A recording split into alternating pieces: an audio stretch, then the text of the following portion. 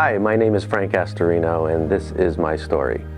If you could imagine growing up in a family of 8 children, 10 of us all together, and Sundays would be a typical visual where we always didn't miss church. You know, we all went to church together, and there was at least 8 of us on the altar, whether we were a lector or playing an instrument, piano, guitar, saxophone.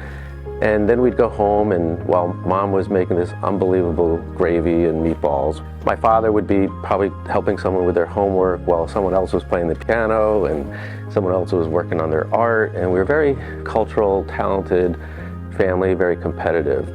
Knowing that education was going to be important, I would either have to get a scholarship or I would have to pay for it. So I gravitated towards sports, and I think the biggest challenge there was that most of the players were nationally ranked and I was self-taught. By junior year, I rose to the level of second singles, and my aspirations for a scholarship were there. One thing led to another. I was kind of late in the game with that, and I ended up not going on scholarship, but ended up being a walk-on to a Division I college. While I had to end my career somewhat early in college because I did need to pay for college, so I became a tennis teacher. I worked 16 hours a day at different clubs, and that's where I got some of my entrepreneurial experience.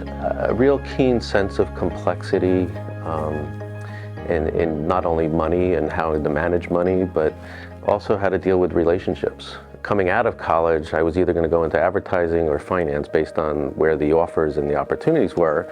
And going from a liberal arts education into finance and financial planning specifically was a huge challenge. The other challenge was in college, I learned how to question things that weren't self-evident. And here I entered an industry where it was all multiple choice tests. I think that getting a job in financial planning was exciting for me because I didn't grow up having money. I started out with people who were affluent or didn't have a lot of wealth, and then I migrated into the wealthy and found that, you know, people are people, and, you know, the money is a vehicle to achieving certain things and having certain things, but at the end of the day, it's their values and their goals and the relationships that are important to them that I felt a purpose, that I had to help bridge the wealth with the life of significance. Going out on my own with what I knew and my experience, and I knew how to write plans, and I had some experience speaking before groups, but it was a lot deeper than I thought. I started with $25,000 and a credit card, and I really needed at least $250,000. It made the journey a little bit more challenging, and being married and having triplets and another child, 4 kids, running a business, all of that made it very, very challenging, but I never lost sight of the vision of where I wanted to be. I was repetitious and focused on my weaknesses and then built those up to be strengths, just like I did in tennis. I think the test-taking, multiple choice test began with not really being able to express what I knew. So I ended up becoming a master of taking multiple choice tests. And that became a lesson in taking something that you could actually fail by 1 point. But rather than give up, I maintained persistence and I kept repeating. And I was able to hire, having earned a decent living, I was able to hire top tutors. I was able to even go as far as get hypnosis, to stay focused while raising a family and running a business. At the end of the day, I became really proficient at taking multiple choice tests in addition to retaining a lot of knowledge and experience. Getting through all of those trials led to building a multi-million-dollar practice, but the validation and the quiet confidence that came from first getting my CFP, Certified Financial Planner. I went on to get a Certified Private Wealth designation so that I could deal with all levels of wealth.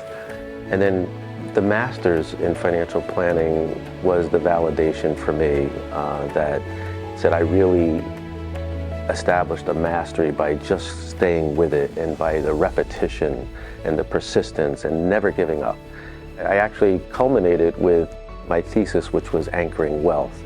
And Anchoring Wealth, which I hope to turn into a major publication at some point, And it's really how people unconsciously, can stifle their wealth by just their experiences or their biases, and I developed a thesis on that. First thing is have a vision, and tie some really worthwhile goals to that vision. Be persistent, and practice, practice, practice. Have gratitude, and by gratitude and giving back, more things are going to come to you and help you, and you're going to attract it. So I think that's what I would say to my 20-something self. For the last several decades, globally and technologically, things have been really changing. And I think we're in a world now that has us more vulnerable, and people just don't have standard answers to their finances or their planning. So having the affinity for complexity, from growing up and all those experiences, and having a love and a passion for people, specifically even my family and my communities, I want to make a difference. So thought leadership comes to mind, and building a legacy for the next generation.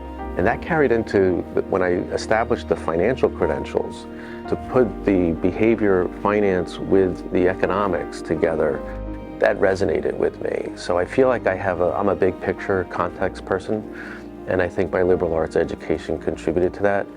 But the CFP and the Masters in Finance is what really brought me the tools that I needed to share. People's financial world and dysfunction in family, 43% of the families are blended families, whether through divorce or through widow.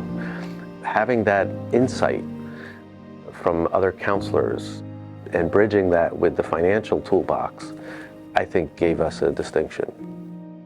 What's next is building alignment with a dream team to support the voice that I have in the industry.